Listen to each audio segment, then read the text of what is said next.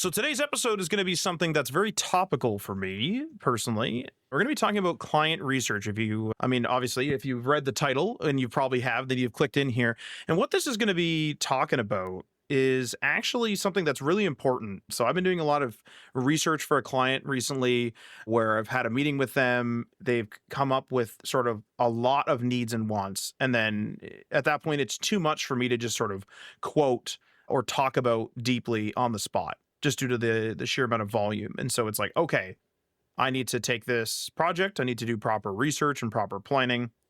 And so this episode is going to be all about that. We're basically going to be talking about, when you are working with clients, or if you're working with the unique needs of internal teams, which are kind of like clients. If it's a big enough company and it's like this team is kind of the client to this other team, for example, you'll need to figure out ultimately your plan of attack with how to help that client or that other team with their needs and wants. And so this episode is going to dive into technical research, but also a really critical skill, which is presenting. So like how you're actually going to plan your presentation, how you're going to present your skills. So things like how much bad stuff are you going to bring up? How much stuff are you not going to bring up? And also how to tailor that experience based on who the client is. Because if it is an internal team, or like, let's say somebody that is tech savvy, your presentation is going to likely be filled with more technical things. Whereas if they're not tech savvy, then they're not going to be interested in hearing about databases. They're going to hear, hey, how do we sell these event tickets? They just want that answer. They don't want to hear about all the different plugins and things that you're using.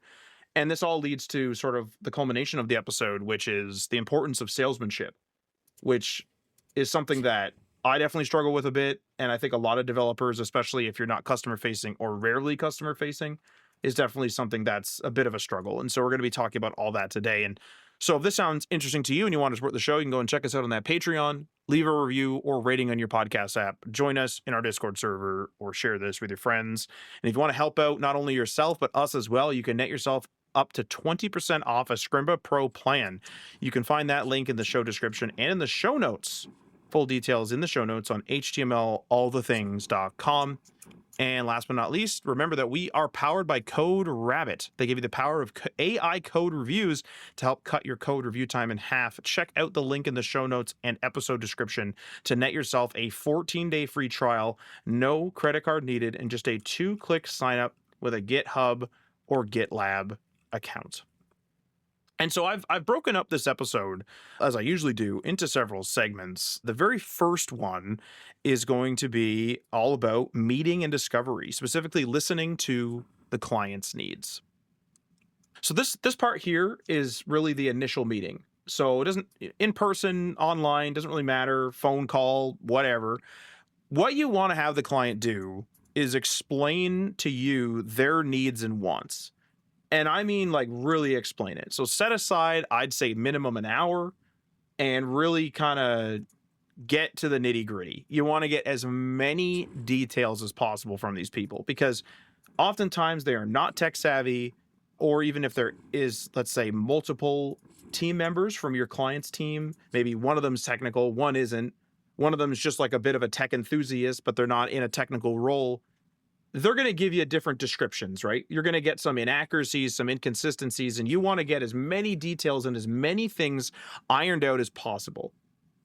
By encouraging that sort of environment, I've actually had clients where if, let's say, the CEO is there, the department head is there, and then someone else, from something related is there, they'll actually realize that there's a conflict in what they just said, in what their needs and wants are, and they'll have like a little discussion without you saying anything. They'll be like, hey, Bill, I thought it was supposed to be this.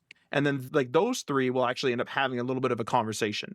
And that's good, because you want as many details as possible, and you want to not plan, which is ultimately what you're going to be doing after this meeting. You do not want to plan for something that is going to be ultimately cut, because plans get cut all the time.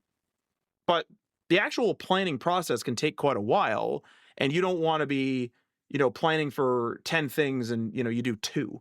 You want to be planning for 5 and then you do 2. Now you've just saved a whole bunch of time and a whole bunch of effort. So basically, you get them to explain everything, and then you can actually, depending on the client, you can actually get a little bit into the nitty-gritty here. You can get a little bit into the technical conversations. You can what you really want to get from them is like in plain English or whatever language you speak, you want them to like list out all kinds of things. And if they're a little bit tech savvy and they're asking you technical questions, you can have those conversations too. Have all your conversation. Like this is kind of a big smorgasbord here. You're taking notes, maybe you're recording it, maybe you have an AI assistant, note taker, whatever it is. You're trying to get as much information as possible. Think about this as getting this big ball of information that you will later filter down and then filter down again into a presentation, right? Basically, another thing basically what you want to get is you want to get all their technical like requirements, right?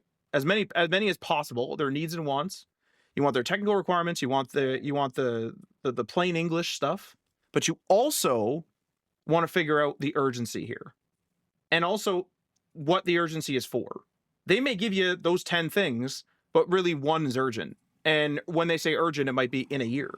So get those rough timelines. Have those sort of more human conversations, and you can have some more technical stuff in there only if the client is more technical and is bringing that stuff to you.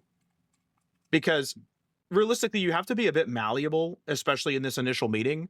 Because I've been in meetings where I've had let's say an initial meeting with a client. I've had those 3 people there. None of them are technical. And then let's say that the project is big enough that we actually kind of split the initial meeting into 2 parts, let's say. So we have a second part at some point, and then a technical person does show up, and now they're actually talking tech with you. So you have to be a bit malleable where you're like, oh, before I was just trying to get your sort of like quote unquote plain English answers and your requirements. But now what I'm actually getting is a bit of the technical stuff, and I have to talk tech here a bit. So just to jump in here, I remember one time we were having a conversation with someone. I can't remember who it was, Matt, but maybe you'll remember, where they kind of presented this idea of what you should do in your first initial requirements gathering session is make it as long as you need it, in the sense of like maybe 3 hours even, because what they're trying to do is get everything in that 3 hours and then really limit the amount of communication that's required over the next, months that you're going to be building it. Because what they saw, and I think this was an agency owner, I can't remember, for some reason it's just slipped my mind, but what they saw was that if they didn't get enough time in that first meeting, what would happen is they would misunderstand things, the requirements wouldn't be clear, and then they would have more meetings to clarify that eventually. But the reality is that you're doing a lot of work that you have to redo a lot of times. And at first I kind of scoffed at that idea of like, how could you have a 3-hour meeting and be productive in a 3-hour meeting, right? But the more I've done these meetings where like we're talking to a product owner or gathering requirements, the more I realize that it's not really about like, you have to fill the 3 hours. You just need a lot of time to make sure that you have enough time and to not feel rushed.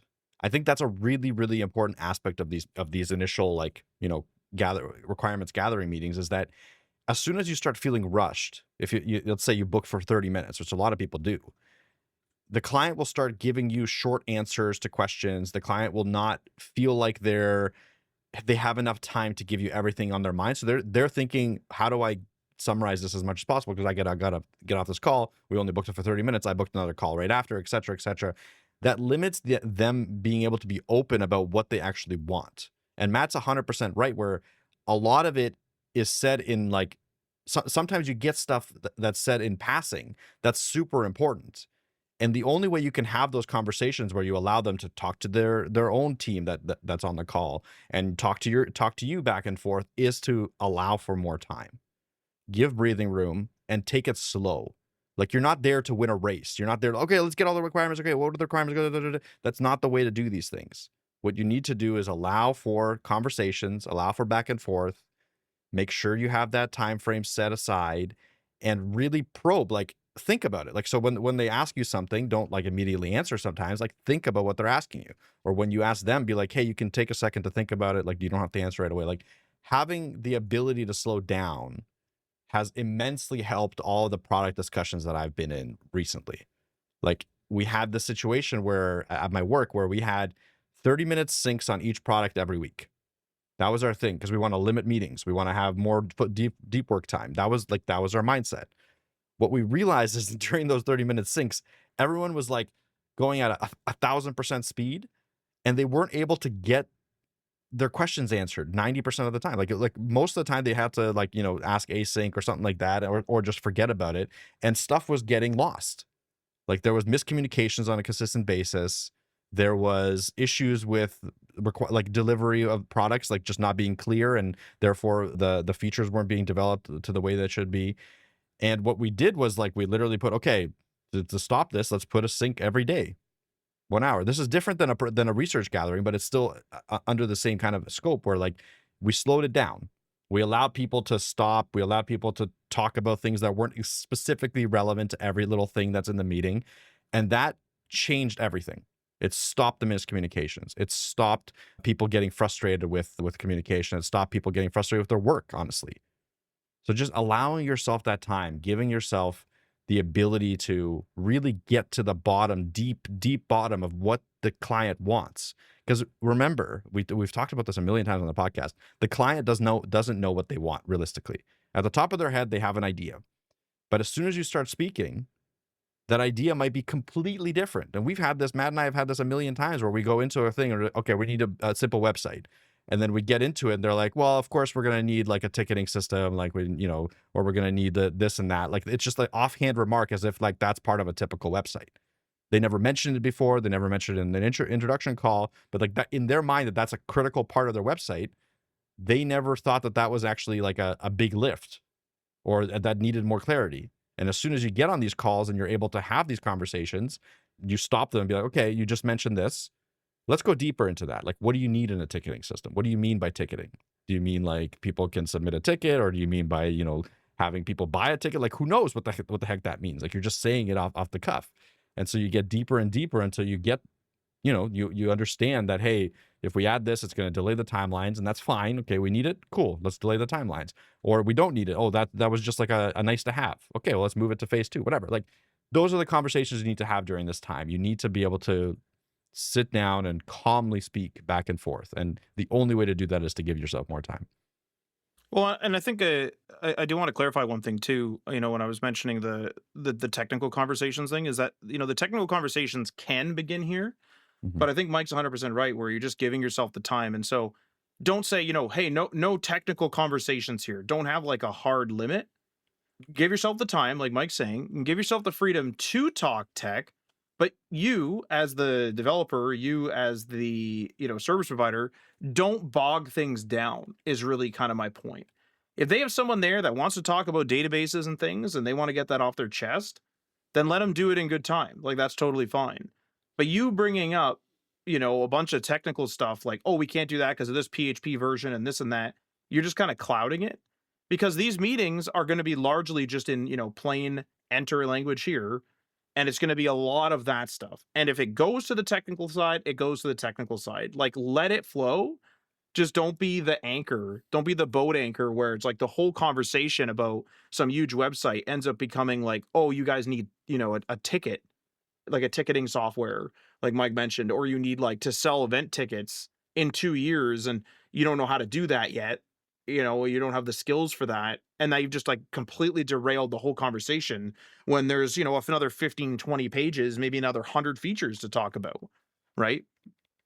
And another thing too is I think that communication should be normalized in this phase. What I mean by that is you should figure out what the client expects from you in terms of communications. So they may say something like, we prefer emails over calls. If you just ask, hey, what's the best way for me to get a hold of you with just, say simple updates or things like that. Who do you want me to call? What's my point of contact? Those are good questions right now, because you don't want to be doing the initial meeting, doing the research that we're about to describe later, and then you reach out to the CEO who's not in that office, 7 days of the week. They're remote, or they run 3 companies or whatever, and they're only there one time a month. And then that's a huge, huge, huge delay. And also, if they have a rough idea, or if you have a rough idea of how you would like to communicate, say that, right? Like, say like what works good. So like, for example, should specific milestones be at specific milestones from tech, Should they be based on the calendar? Like, should I just report to you every month, for example, right? What would be a good time, to reach out? Like, do you want me to call at 9 in the morning? Do you do your calls in the afternoon? Things like that. And I don't mean, again, don't be that boat anchor where everyone's like, oh, well, we have to have meetings at 2, but this person's unavailable at 2. Getting into the weeds, right? It's like, get into the weeds of the project. This is really difficult to do. I want to be clear. Get into the weeds of the project and what the needs and wants are of the project, but try to stop conversations that go down a rabbit hole. Like, just because the person wants the client wants 4 of their team members there, 3 of them are free at 2 every Wednesday and this one isn't, and they don't know how to handle that. It's like, hey, that's not affecting my research and what's going to move forward. Like, you guys can have that internal conversation later, and you can reach out to me, via the communication method that we've established here. So it's kind of like, have that long conversation like Mike's saying, but have it be a well-oiled machine as much as possible, right? I'm going to say this right now. I think it's impossible to have perfectly, especially as humans. We just kind of talk about stuff. It's impossible to do this perfectly, and it's very difficult to do well. And even me, like, I've been doing this for years. Mike's been doing this for years. We'll have meetings that go off the rails. And, like, let's say I'm just in the meeting and I have that conversation with Mike at the end of the meeting. Like, let's say the meeting ended at 4. I reach out to Mike by 4:30 and just say, man, that meeting was a total disaster. And he'll do the same thing to me. Sometimes it's great. Sometimes it isn't. It's just, sometimes you'll have a client that just, you can't steer the conversation, or they won't tell you the details. We have a lot of clients actually that even though we're like, hey, we have a full hour here, please dump out all the information, all the needs and wants that you want from this particular project, they'll fight you on it. They'll almost be like, nah, I don't know, like, you know what I mean.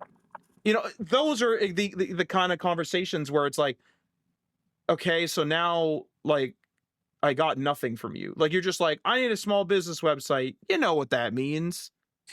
And we get that all the time. And I've mentioned this before, we had a landing page get commissioned from us. So there was a huge project that the full details of which were not yet figured out by the client, but they wanted a landing page first. And this person did not want to talk details. No details, doesn't want to say anything to us, wants it done quick, fast, cheap, and perfect. Fantastic. Okay, that sounds like a recipe for perfection and a good value across the board.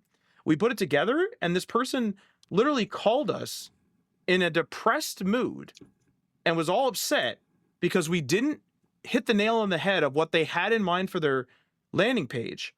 And I ended up coming out and saying, in a nice way, hey man, I have 2 bullet points from our conversation with you, and this is all you said. That's all I had. And so I had to research your field and look at what other landing pages were from your competitors, and then kind of make it up as I went. If this was all in your head, you need to share that. And I think that that's actually a perfect example for this sort of whole segment that we're on. Is it, unfortunately, you have to get all these ideas out, whether you think they're foolish or not. And just, you can even say that, right? Like, it's a casual conversation. Be like, I don't know if this is dumb, but, like, can we add a share button? That's not dumb, because that share button may hook into a CRM, or maybe it doesn't. Maybe you track analytics on it. Maybe you don't. Maybe you're very against a certain social media network and you do not want those share buttons to be there for a political reason or something. I don't know. How would I know?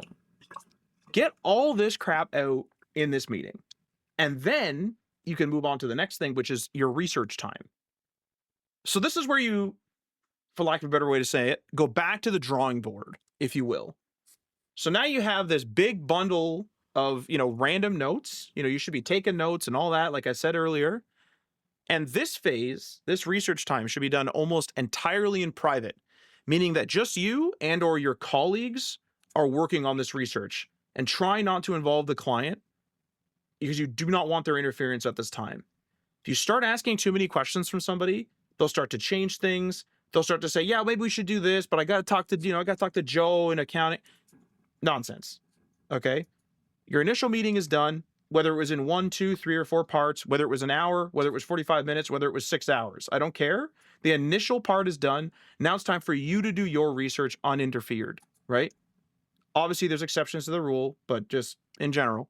So what I like to do is I like to jot down everything I start to research. So, for example, somebody wants to have a really fancy events page. They have a WordPress site. They want you to, accommodate that. Okay, I start doing research. What are the event calendar plugins out there? What is their pricing? What's all the, is this good, bad, ugly? Is this a great plugin? Is this have all the features? Can we get away with the free tier? All these thoughts, they sound scattered, and they are. You're not writing a research report right now. You're writing down notes. You're putting down links. You're setting bookmarks if you use those. You're putting like little notes where you're like, maybe this one would work if we had a bit of custom code. These are for you and your team. These are meant to be messy. Because what you're doing is you're filtering this stuff. You're taking all that initial meeting stuff, which is not filtered at all, and now you're starting to filter through. You're starting to cut through, and you're putting your first level of filter on here, right? What I like to do as well is I like to not only get and find one solution. In this particular case, I'd like to look up multiple solutions. So I'd like to, if possible, so I like to look up, okay, there's these 3 calendar plugins and they're capable of this, this, and this. And maybe I'll bring that up to the client, maybe I won't. And we'll talk about that later with the presentation part of this episode. But what I want now in this research part is I want a rough research paper. Once you have everything jotted down, and I mean like dirty, like just perfect, like just for you and your team. This is for professional use only, or whatever you want to say, internal use only. I, if possible, like to take a day or 2 off from the project. This sort of clears my head. My head's no longer in the weeds, right? And then I'll approach it again and I'll read through it. And some of the stuff will be like, oh, that's nonsense, this and that, right? And then, and this is still the research phase, this is still internal, I then start to work on a more formal plan. So I'll copy paste my, couple of good bullet points that I had, use links and things like that, and I start to write a more formal plan. Now, it's important to know that you may need actually to prepare rough notes for multiple solutions if the client has requested multiple potential solutions. And so even though you're now kind of filtering from the sort of rough research paper, you may need to write a couple of, maybe not even necessarily formal documents, but you may need to put like, heading option 1, write a bit of formal, option 2, write a bit of formal. You're not trying to, kill all your options right now. Some clients literally will ask you, I want to see all the potential options on the table. And that's actually rather common. Or I want to see all potential options within enter and filter here, like a certain budget, or they must have tickets, or they must be free if they're plugins, or whatever. So they'll tell you that stuff. Okay. And then I'm just writing out this formal document, and this document can take several different forms. Sometimes they're just formal notes for me. So they're a more formal, it's kind of like another filtered layer for me to guide through a presentation. So they're still for me, but there's something that I'll eventually go into a meeting and not necessarily fully read through, but I'll be kind of like, referring to throughout the meeting. And there's no things in there that the client doesn't need to hear. It's stuff that I'm able to like, hey, I'll read through my own notes, my own formal notes before the meeting and refer to them throughout, right? But some clients will actually want a formal document created. And so these formal notes may end up being more quote unquote public, where you actually are writing this more formal document from your research notes, from your rough research notes. You're writing them for the client. And then you're make nice headings and maybe your own brand colors and things like that. And you're kind of doing that. Or it could be a combination of the two. Maybe you have to make 2 sets where you make the formal presentation notes. Maybe you need to make, that formal document to send to them, 2 separate ones. Maybe you can somehow combine them depending on the complexity of the project and the contents. That's up to you. But sometimes they want a presentation, but before the presentation, they'll say, 3 days before, I want to see something on paper so that we can discuss internally, because they want to have a preemptive internal conversation amongst themselves. And that's very common. Honestly, all 3 of these are very, very common. So now this more formal document's complete, right? We're 3, maybe 4-ish documents through now. We have this big bundle from the initial meeting of kind of unfiltered thoughts. Then we had our unfiltered thoughts, but it's a filtering of what the client had. Then we started making our formal document or 2. So we're on this level now, right? And then, okay, so I'm done. I now contact the client asking for, a follow-up meeting where we can discuss the document, or I can say, "Hey, like here's the paper that you requested. Reach out with any questions." This part's really kind of tailored for what the client is asking for. I typically like to try to schedule a follow-up call, because if you just kind of drop and not an image, but a document in someone's, like, "Hey, see the document attached," half the people aren't going to read it. So it's kind of like, "Hey, let's have something on paper. Let's meet, let's meet next Friday." And then maybe next Wednesday rolls around. They're like, "Oh, shoot, I better review that document," right? To remember. So like that kind of thing. But yeah, so at this point, it's like now I have something that's more formal that I'm either able to present from, where we have to have a meeting, or I'm able to give it to them, give them that nice little, not a quote, I want to be clear, a potential solution or collection of solutions that I've sent them.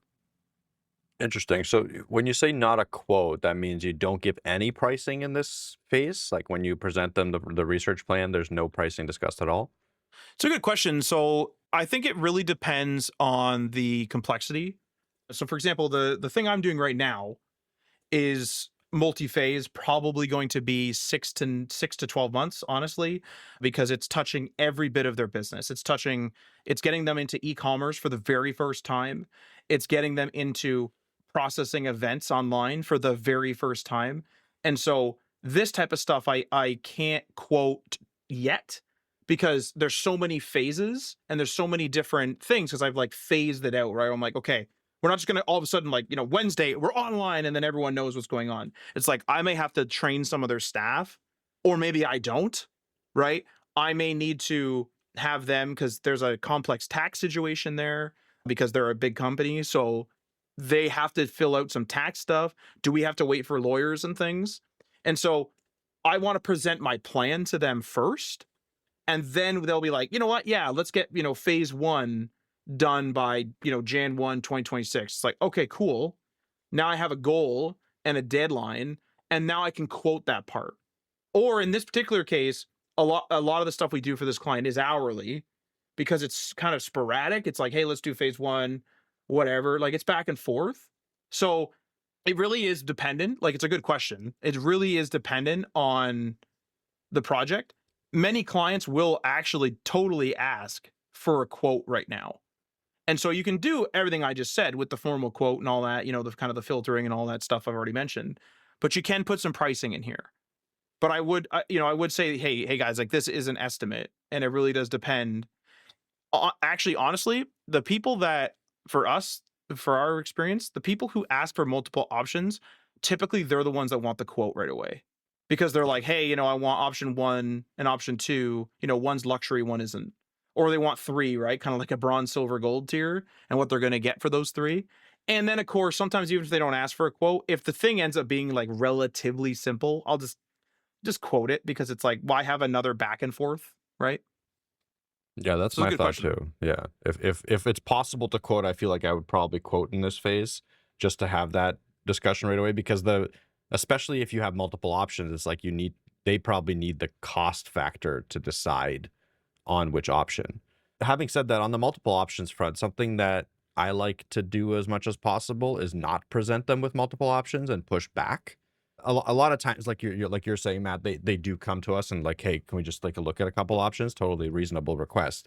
The reason that I kind of push back is that typically they don't know what they want, and when you don't know what you want, providing a client with choice makes the decision even harder for them to say yes initially, like regardless of what choices you give, and they might choose the wrong thing. Like there's just like too many foot guns that you could give to them.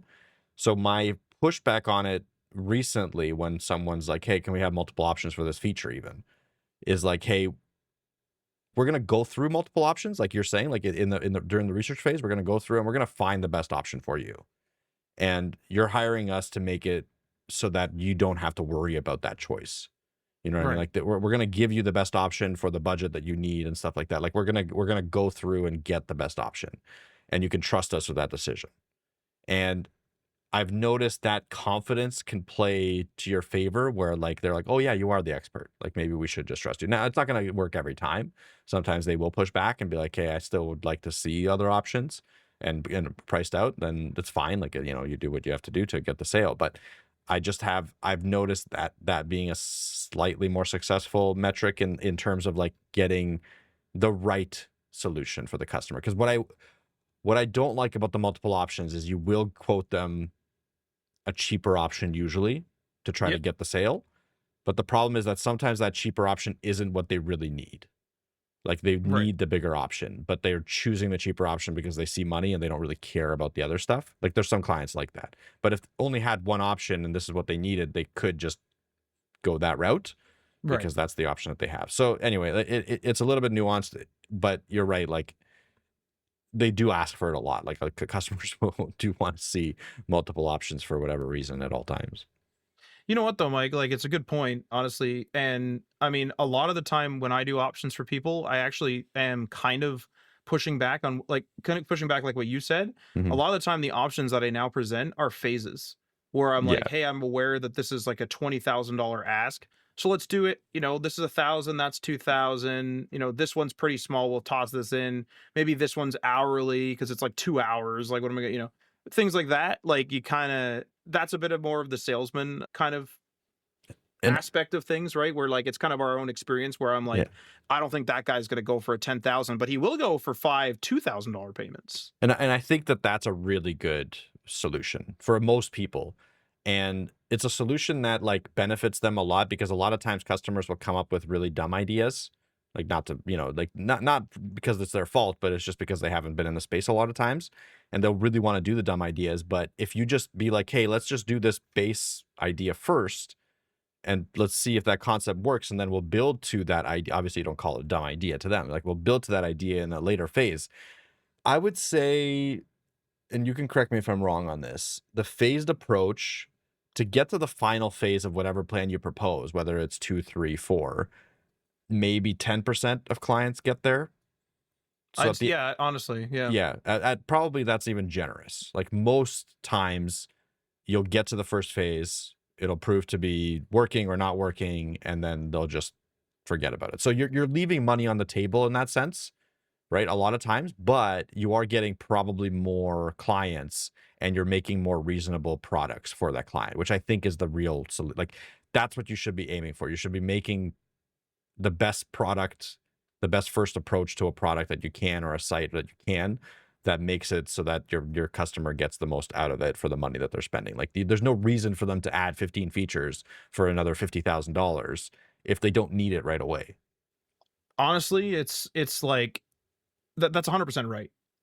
How do I even describe this? Like you don't want to make them something that you're going to have to tear down or is going to sit there idle. I mean, the amount of times, and we've mentioned this on the show, the amount of times that people have gone to a company, like a bigger web dev agency that has like a full suite of product, right?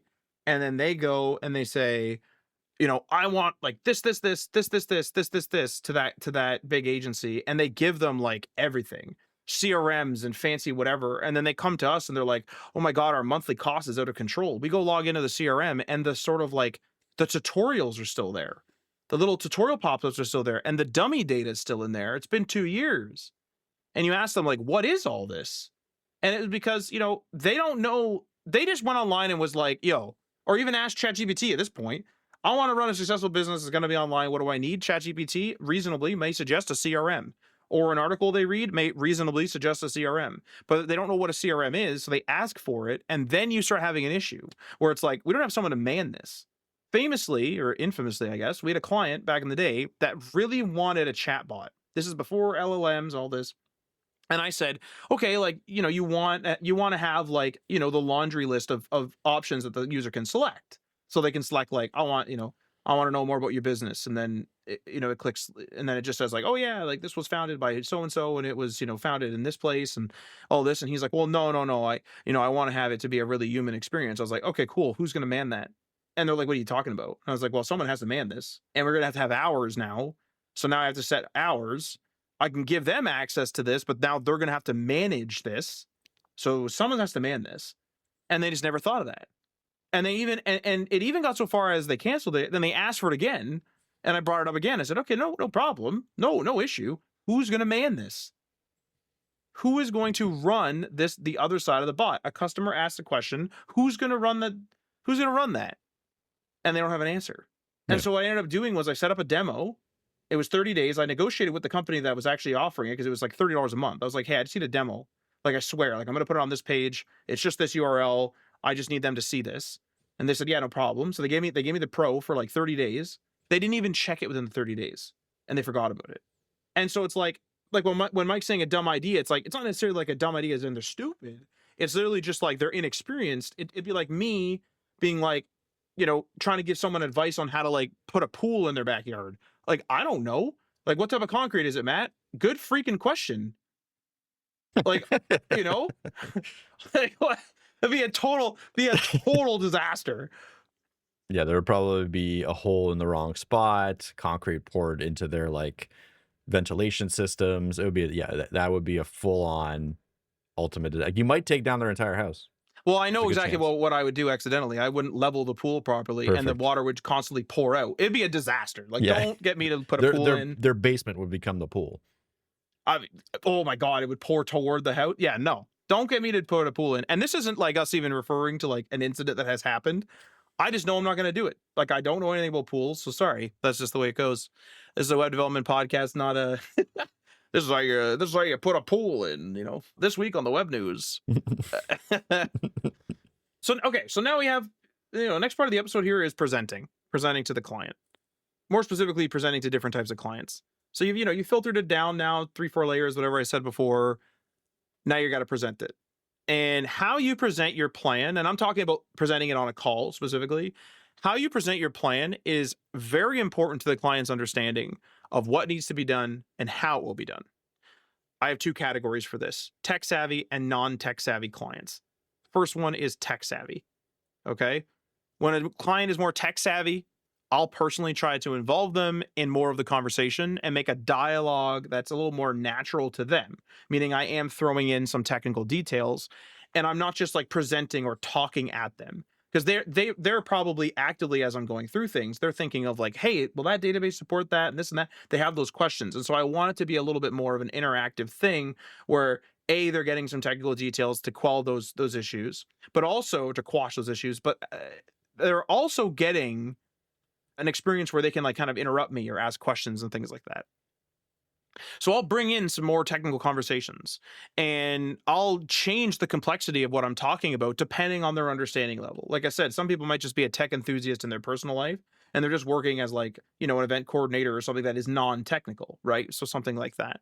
And even depending again on like the initial meeting, I'll actually even decide sometimes to bounce some light ideas off of them to get them sort of involved in the conversation, to get a little bit of that interactivity. So for example, I may say something like, hey, we can make these manually written posts. So we can go into WordPress and write up this collection of posts and have it appear. Or we can actually hook this up to your RSS feed that you're already using for your mobile app.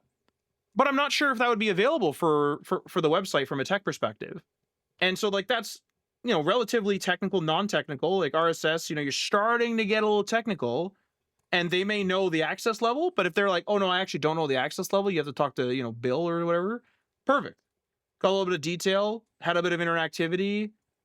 They understand what an RSS feed is, and they also understand that I'm trying to make it easier on them. So they don't have to manually fill in WordPress posts. Maybe the RSS feed's going to do it for them.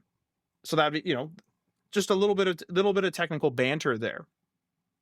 Moving to the next category though, non-technical clients, in my opinion, it's much different. This is much more of a formal presentation. I'm kind of more talking at them for the most part. And usually they only ask questions at the end. I mean, everyone's different, of course, but more of a formal presentation. I cover up, I do not say technical jargon as much as possible. I don't even try to cover technical topics as much as possible. This type of meeting, at least for me, requires more prep because they will actually likely ask more questions that are out of the scope that would be considered normal. Like I might not be talking about databases at all, and all of a sudden they start asking questions about databases because they don't actually know what that means. And now I have to be like prepared and be like, hang on, databases, like, what do you mean? I don't want to be caught totally off guard. So I need a bit of prep. They may be asking questions like, hey Matt, like what about the social features? And it's like, dude, like that's part, 5 of my presentation. Or dude, you said that was not going to happen until next year, so I didn't include it here, right? Because they're not experienced in this field, so they're going to ask some questions that are kind of like off the cuff and just a little bit, kind of random. They also don't understand technical scope either, so they're definitely going to ask some questions. If they try to dabble in tech when they're not tech savvy, they're definitely going to be asking stuff that's off base just because they are unaware. So above all, when I present to a non tech savvy client, I like to present my plans as complete solutions that I am confident in. This is really important. Complete solutions that I am confident in. I'll repeat myself. Many clients, because the technical decisions and the technical side of things is such a black box to them, like they're just totally unaware of what's going on when they're non-tech savvy. They get like some pretty bad anxiety about stuff. Oh my God, what about credit cards? We're processing this. What if we get hacked? They hear about all the negativity and things. They're aware of technical stuff generally, but they're just like, I don't know what any of that means. Like, I don't know what a firewall is. Like, what do you mean by an antivirus? Like, whatever, right? Like, they don't understand. They don't understand stuff.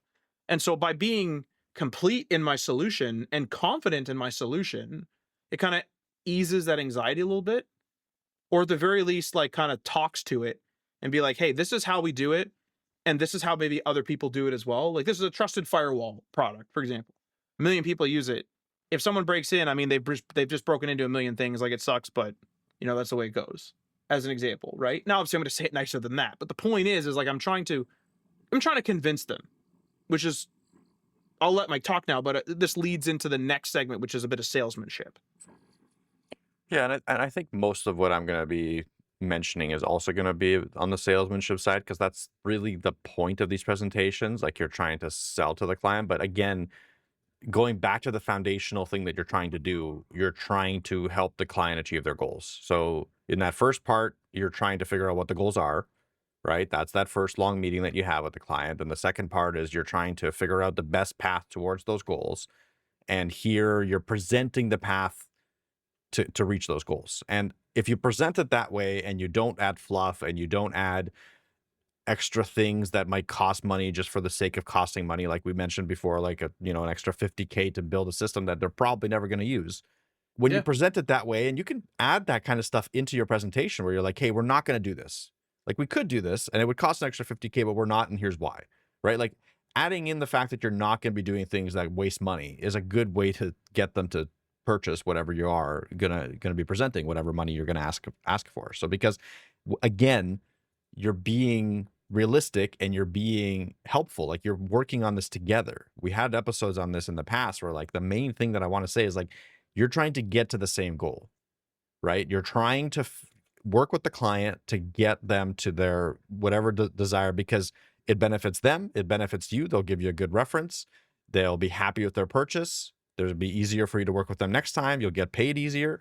If you do the opposite, then all of that is going to be reversed. Like, they're going to give you a bad reference. They might not even pay you, right? Like, if you fail. So, like, you need to present it and you need to find the right solution that will get them to their goal. And if their goal is, hey, we need to revamp our e-commerce website to, increase sales by 10%, then you need to find a solution that can help them get to that goal. And it's hard.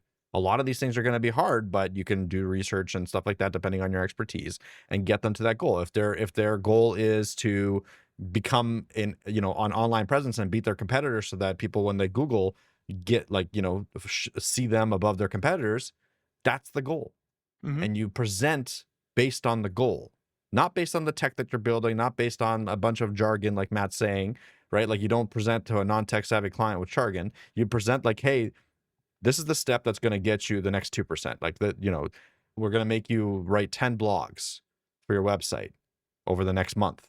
That's going to make it so that Google picks up on your website for these specific questions. That's going to get you the extra 2% of traffic, et cetera, et cetera. And you go through it. Like, you don't have to even speak in percentages. You can just say, like, hey, this is how you're going to get to this part. This is how you're going to get to this part.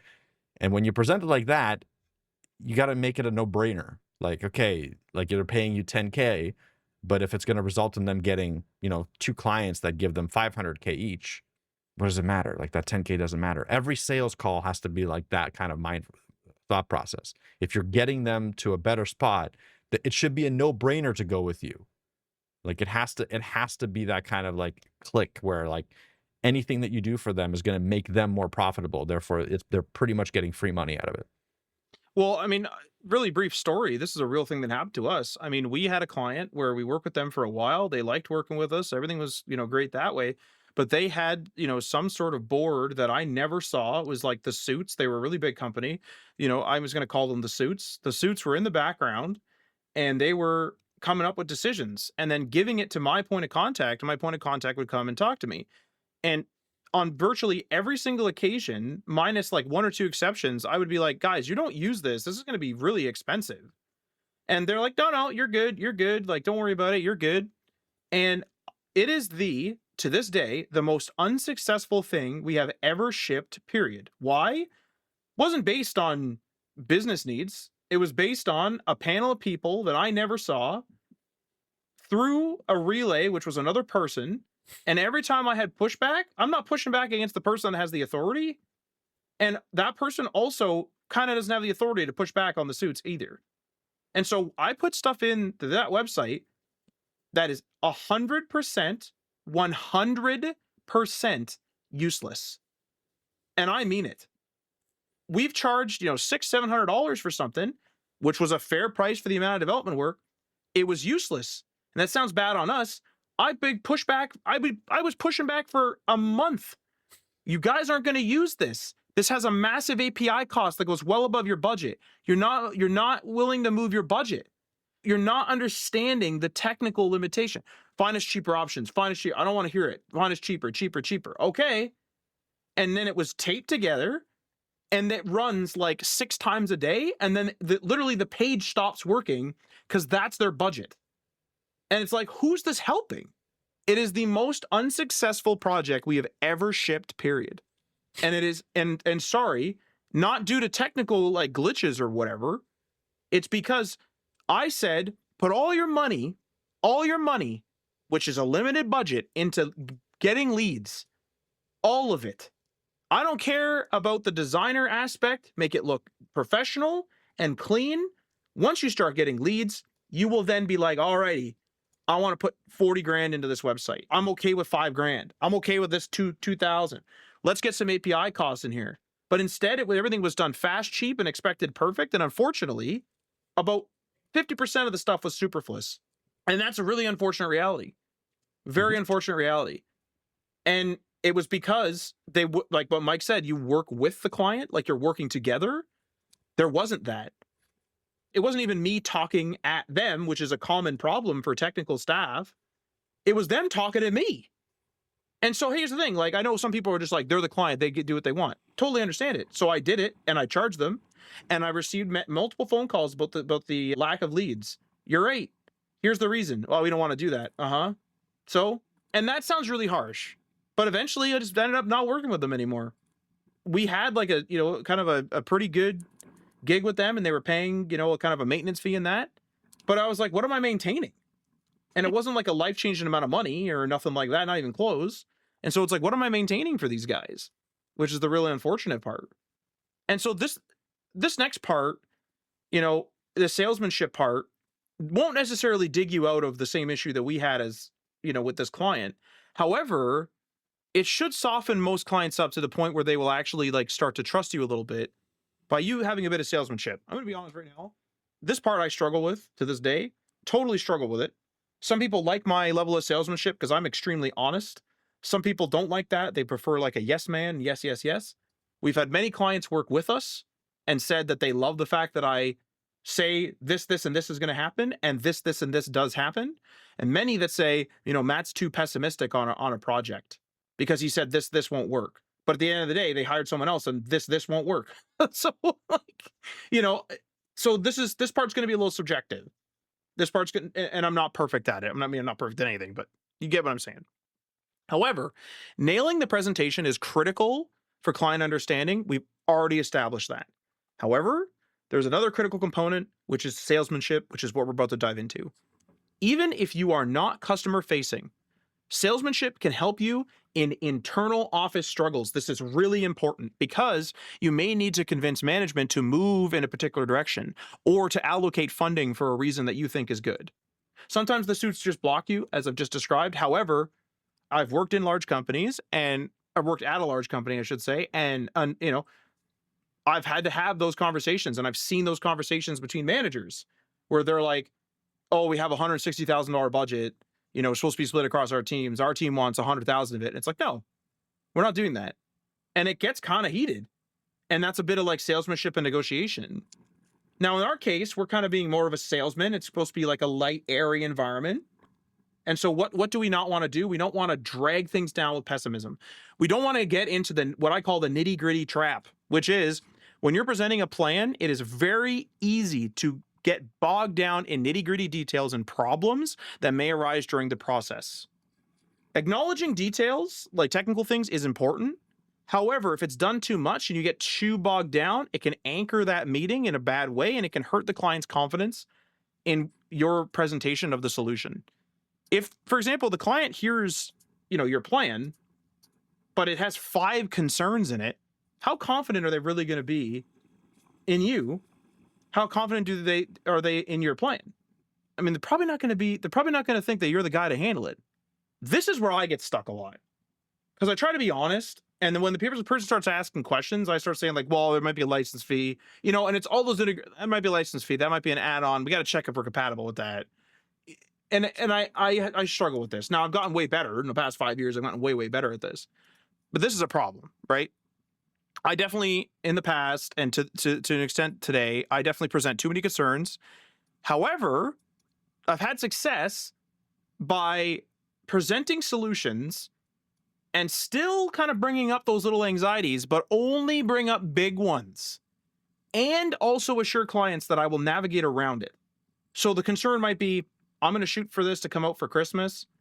If this happens, it's going to be later, but don't worry, I'll just handle it. They're going to be like, cool. Especially if they don't care about the Christmas deadline, they're going to be like, all right, sounds like Matt's got it. So I still bring up that little bit of anxiety to them where I'm like, yo, this might bugger things up. However, not that bad. Don't worry about it. I'll figure it out. And they're like, oh, okay. Well, if it's just that, then that's cool, right? So that's one way to sort of, if you're a person that gets stuck in the same thing I do, that's one way that I've navigated it rather successfully over the years. And a big part of being a salesman, we've already mentioned kind of giving a confident solution, all-in-one solution. Most clients want an all-in-one solution that reassures them that their wants and needs will be covered. Mike's already brought this up. They want that all-in-one solution. And they want that all-in-one solution to be done by the right person for the job. And you are trying to sell them the solution that you've come up with through all your research and all this. And you're presenting it in such a way that you're like, I'm going to do this for you. I'm going to do that. And I'm going to save you from this. And this is a really problematic thing, but don't worry, I'll cover it. And that's a really annoying company to call, but I'll call them. Things like that, where you're being, all in one, boom, boom, boom. I'm going to get all this thing working for you. If your client needs are complex, you may need to break down the solution into phases. I've already mentioned this, so that you can control the plan, guiding them through manageable chunks that prioritize their most pertinent needs while not overwhelming them with information and you with work at the same time. You need to be confident in your plan. You need to have a good plan, but you need to also acknowledge and say, hey, we can't do 25 features this week. I'm confident in doing 2 features a week, and I'm going to do 2 features a week, and I'm going to bill you every month. So I'm billing you every 4 features. Right? Because I have this week off, or this in my schedule, and this and that. Don't get in that nitty gritty, but just confidence, right? 2 features a week. I'm going to work for you 2 weeks a month. I'm going to bill you every month. 4 features a month. That cool? Good. That gives us 2 weeks of buffer in there. That good? Okay, whatever. And this is the part that's going to be difficult to describe because every project is different.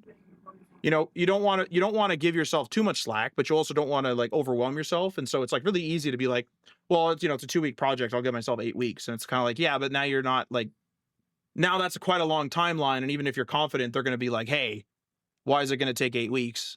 They may be talking to other developers and they'll be like, everyone else said 2 weeks, dude. So you do have to kind of get, it's going to be a difficult balance basically to be a good salesman. And I'm not perfect at it, which is why I kind of gave a disclaimer in the beginning. And the last thing here I want to mention is, an exception to kind of the all-in-one rule is that if you're working with people that are technical, so for example, maybe your client actually runs a tech firm or something, and you're just kind of helping them out, or maybe they have an internal team that you'll be reporting to or assisting in some way. these type of situations will typically demand that you have a lot of very detailed tech conversations, and sometimes they actually want the nitty gritty. And so when you say all in one, now they're anxious. Like the tech people, they might get anxious and be like, whoa, whoa, whoa, whoa, whoa, where is this all connecting? Where someone else is like, I don't care where it connects. I just want the dang thing to work. So this is where the salesmanship gets a little bit messy and is very different. Many want the all details though, as well, especially if they're technical. Because I mean, Mike, like I mean, you can attest to this. We'll talk to a client and we'll kind of like get all their details and things. And then you and I will oftentimes hop on a call after, and the conversation is totally different. Be like, where the heck do they think that data is coming from? That's not going to work. Where do they think that hosting's going to be? Those are things that like we didn't bring up to them, right? But if you're working with someone who's technical, they're going to have those concerns. And so sometimes you do have to accommodate that. I think it's a completely different sales process for one or the other, like from start to finish, because a lot of times when you're working with a technical firm, then you're just like hired as a hired hand to do one specific thing. They have their own standards and practices that you'll have to apply to. And like you probably won't even be doing the hosting, for example. Like a lot of times we build in hosting into our own services, like Matt's saying, all in one, so that they don't have to worry about it. Like we might build in like the DNS and all, like everything is all in one essentially. Like you need this thing up, it's up. At the end of the day, you have to pay this much a month for us to maintain it. Period. Done. It's all done, right? So that's again great for most clients, but if you're doing technical, yeah, it's not going to work because they have their own systems, they have their own servers, they have their own everything. Having said that, like this is why I think a lot of agencies eventually become centered around one thing, like either e-commerce or booking or whatever. Like they find their thing because this process that we've just described changes dramatically for every type of client. Mm-hmm. If you can lock in that you're an expert in X service in the field, then you can just standardize this process.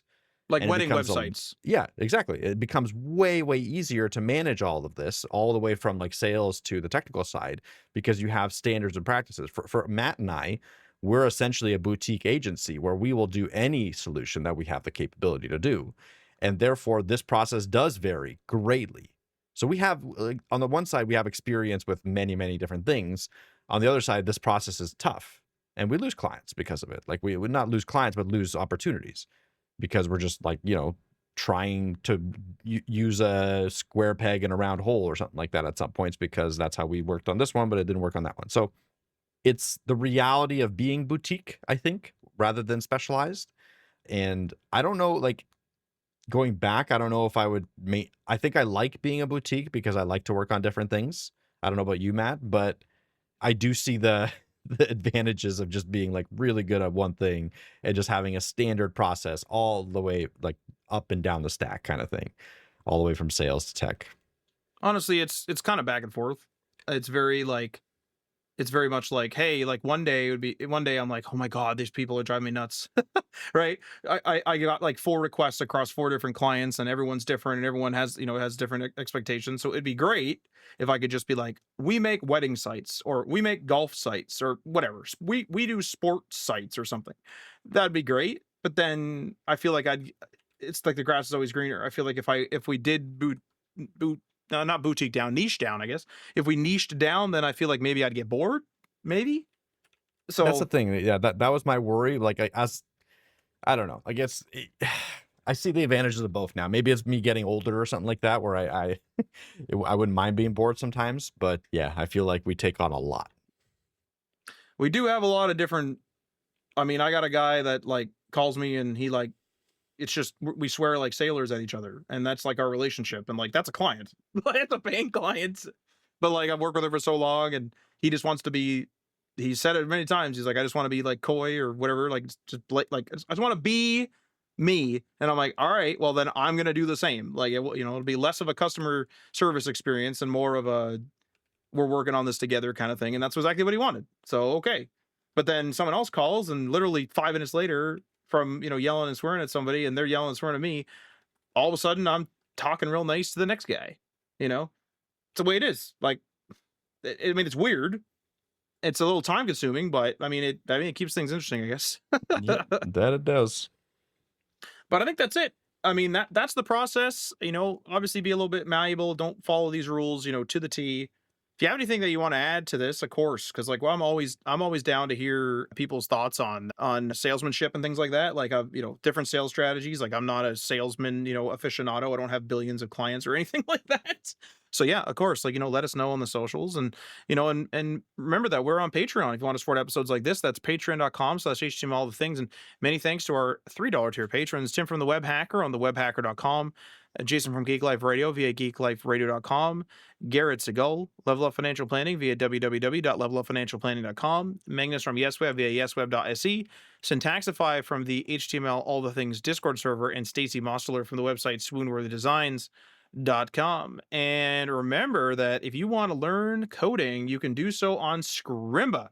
They have an interactive media player code editor that lets you pause what the instructor is doing, play with the code, break it, do what you need to do.